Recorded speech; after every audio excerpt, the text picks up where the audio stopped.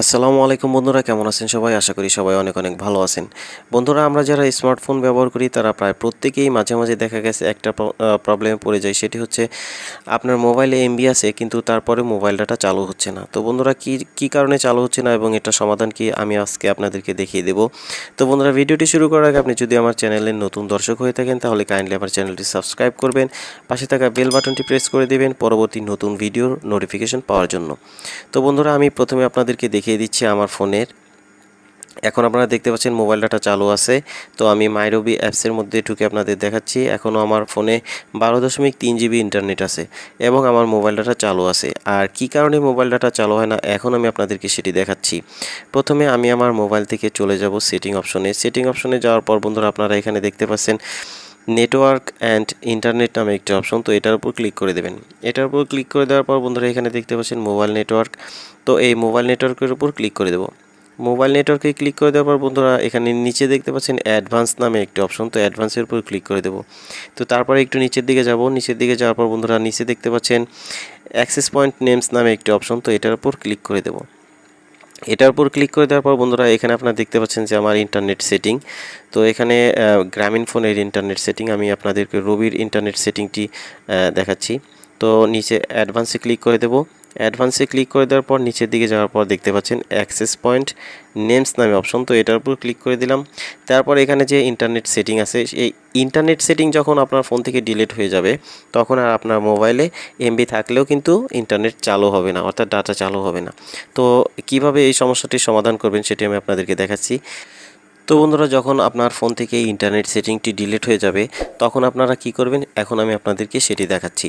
আপনারা এখানে যে প্লাস বাটন দেখতে পাচ্ছেন, তো এই প্লাস বাটনের উপর ক্লিক করে দেবেন। প্লাস বাটনের উপর ক্লিক করে দেওয়ার পর যদি রবি হয় সেক্ষেত্রে আপনারা এখানে নেমের এখানে লিখবেন রবি ইন্টারনেট। যদি গ্রামীণ হয় তাহলে লিখবেন জিপি ইন্টারনেট। লেখার পর এটাকে সেভ করবেন। আমি আপনাদেরকে দেখাচ্ছি রবি ইন্টারনেট, রবি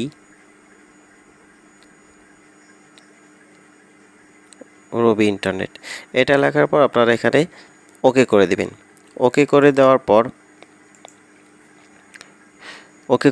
বন্ধুরা, এপিএন যে একটি অপশন দেখতে পাচ্ছেন, তো এপিএন এইখানটাতে আপনারা কি করবেন লিখবেন রবি ইন্টারনেট। এখানে রবি ইন্টারনেট লেখার সময় কোনো রকমের স্পেস দিবেন না। যদি গ্রামীণ ফোন হয় তাহলে জিপি ইন্টারনেট লিখবেন, তা কোনো রকমের স্পেস দিবেন না।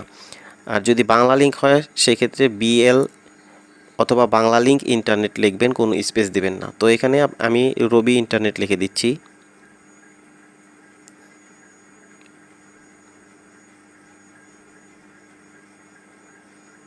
রবি ইন্টারনেট। তো এইভাবে লেখার পর আপনারা এখানে ওকে করবেন।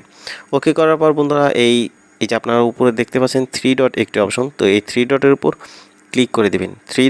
থ্রি ডটে ক্লিক করে দেওয়ার পর এখানে সেভ দেখতে পাচ্ছেন, তো সেভের উপর ক্লিক করে দেবেন। সেভে ক্লিক করে দেওয়ার পর বন্ধুরা, এখানে আপনারা কি করবেন, যখন এখানে আপনার ইন্টারনেট সেটিং থাকবে না তখন আপনি যখন এই নতুন ইন্টারনেট সেটিংটি করবেন তখন এরকম থাকবে।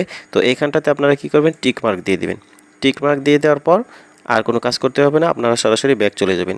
ব্যাক চলে যাওয়ার পর আপনারা আপনাদের ফোনকে একটু রিবুট করবেন, অর্থাৎ যদি সরাসরি চালু হয় তাহলে তো হলো, আর যদি না হয় তাহলে আপনাদের ফোন থেকে আপনারা একটু ফোনটাকে বন্ধ করে আবার চালু করবেন এবং দেখতে পারবেন আপনার ফোনের মোবাইল ডাটা চালু হয়ে গেছে।